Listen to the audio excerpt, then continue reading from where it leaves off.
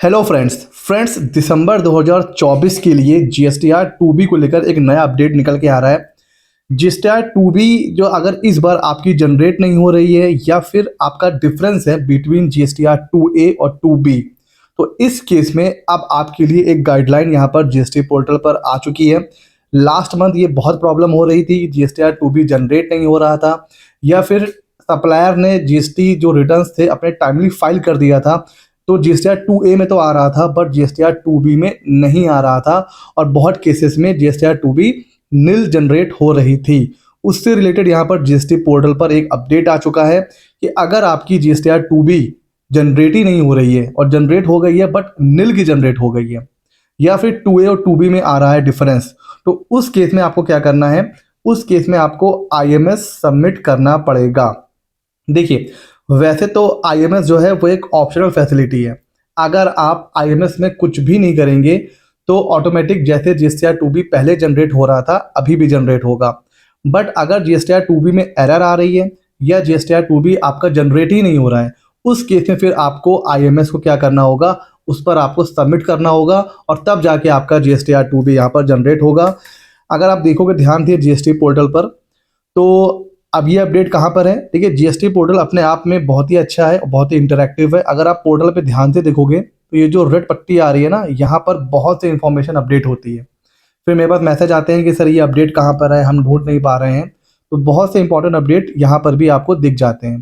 तो यहाँ पर क्या लिख करके आ रहा है कि if you can't see your GSTR 2B और there is a difference between 2A and 2B, please compute your new GSTR 2B from IMS dashboard after taking any action on the existing records।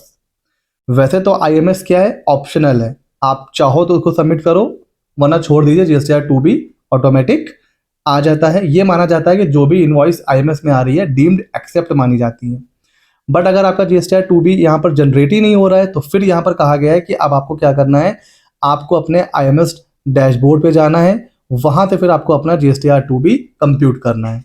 तो अब IMS में देखिए, IMS में हम 3 action ले सकते हैं, या तो हम इनवॉइस को एक्सेप्ट कर सकते हैं, रिजेक्ट कर सकते हैं और पेंडिंग भी कर सकते हैं।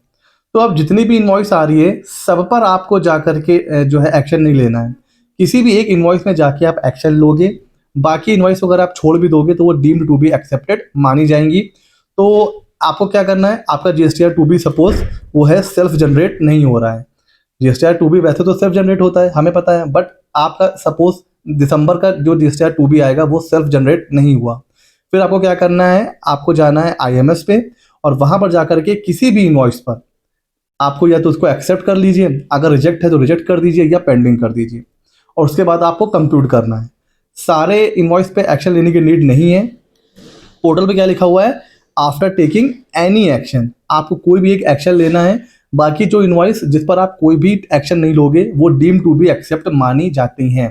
तो बस आपको जाना है आईएमएस पे, वहां जाकर के आपको कंप्यूट करना है जीएसटीआर 2B, तो फिर आपका जो सही जीएसटीआर 2B है वो जनरेट हो जाएगा। तो ये अपडेट निकल के आ रही है जीएसटीआर 2B के लिए।